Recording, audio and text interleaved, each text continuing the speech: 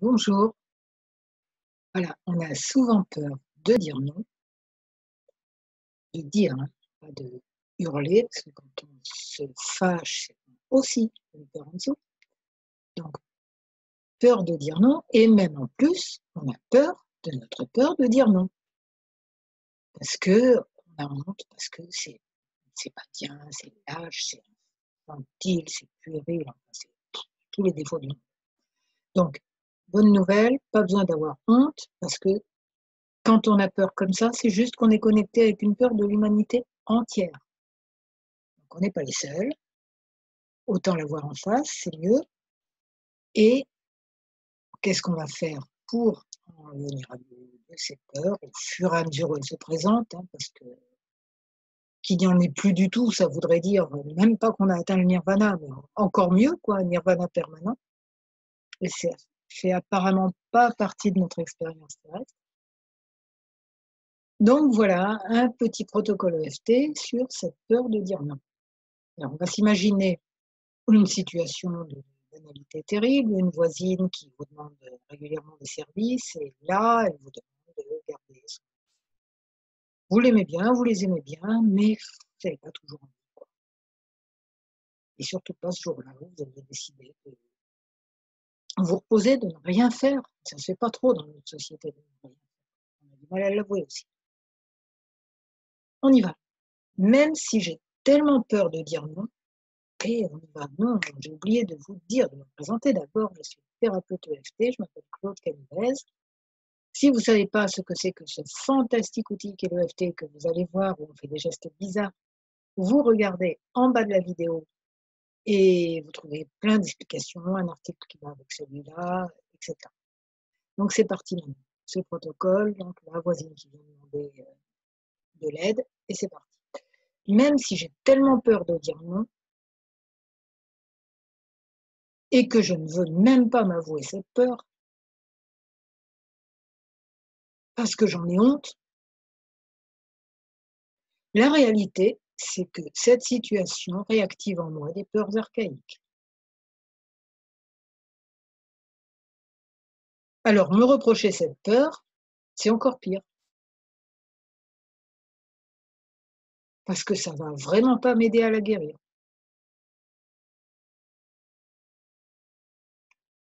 On est bien d'accord, on répète après moi. Même si j'ai cette peur qui monte en moi quand elle me demande ce service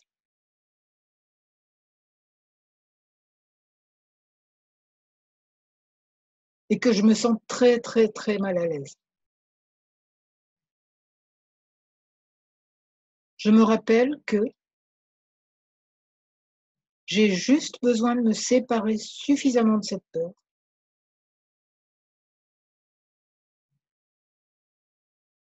pas de la résoudre totalement, mais juste de faire un pas de côté, de me séparer suffisamment de cette peur pour faire face tranquillement à la situation.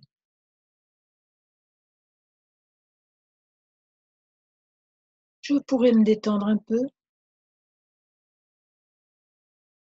confier la situation à ma sagesse intérieure et même me rappeler qu'il existe une bonne solution pour toutes les personnes concernées. Oui, mais en attendant, elle me stresse, cette bonne femme. Elle est méchante. Elle ne devrait pas être comme ça, c'est pas bien. Elle devrait être différente, quoi. Moi, je suis pas comme elle. Vraiment, elle est nulle. Vraiment, elle est pénible. Elle devrait être différente, quoi, c'est clair. Là, je fais le point sous les bras. Bon, et là, sous les seins, bon, ça ne m'avance à rien de penser comme ça. La réalité, c'est qu'un tunnel de peur s'ouvre sous mes pieds.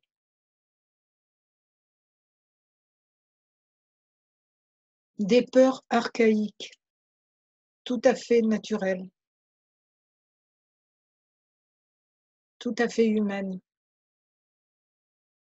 et je n'ai pas à en avoir honte.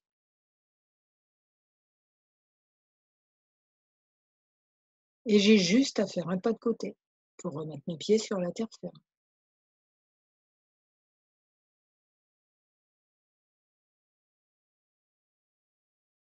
Ce n'est pas si difficile. Ouais, mais si je lui dis non, ça va être la guerre. Elle va me prendre en grippe. C'est ma voisine quand même.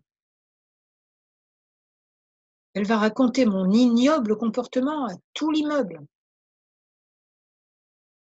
à tout le quartier, à tout Paris, à toute la région. Elle va même mettre ça sur Facebook et le monde entier va être contre moi. Bon, elle va monter tout le monde contre moi, oui, c'est sûr. Est-ce que j'exagérerais pas un petit peu? Je me rappelle la loi d'attraction et avec des pensées pareilles, je vais m'attirer vraiment des ennuis.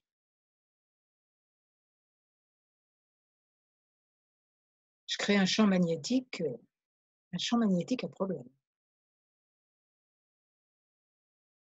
C'est pas le but. Bon, elle a une sagesse intérieure aussi, la voisine. Si, si, elle en a une, il paraît. Et moi aussi, j'en ai une. Alors on peut peut-être communiquer à un niveau plus élevé? Communiquer au niveau de la sagesse intérieure et pas au niveau ras des pâquerettes?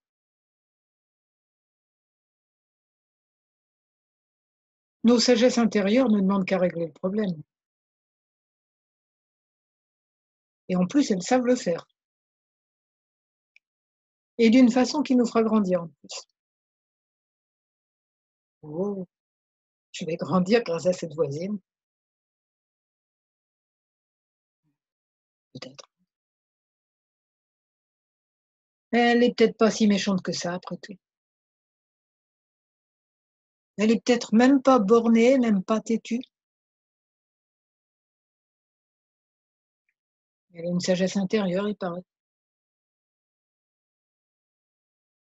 Elle est reliée à l'univers, comme tout le monde. Alors plutôt que d'imaginer des cauchemars, je peux sans doute imaginer mieux. Je peux imaginer que cette situation s'apaise d'une manière bonne pour toutes les deux et pour son enfant avec.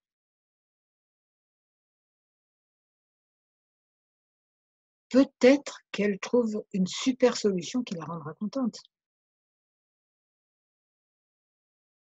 Peut-être que moi je pourrais faire ce que je veux pour l'instant.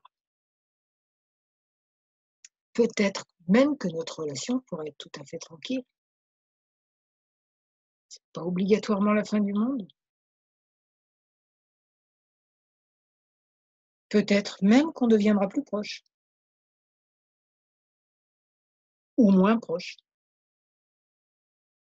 Et en tout cas, je serai bien et contente de m'être affirmée dans ce que je ressentais vraiment. Et en plus de m'être affirmée de la façon la plus zen possible, parce que j'aurais travaillé avant, ce que je suis en train de faire. En tout cas, je serai bien, c'est déjà ça,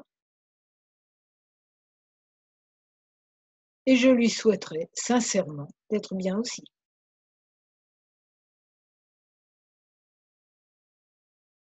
Mais c'est à sa sagesse intérieure de faire le boulot, pas à moi. Ouf! Et cette solution est en train de se mettre en œuvre pour mon plus grand bien, pour le plus grand bien de cette voisine et pour le plus grand bien de tous.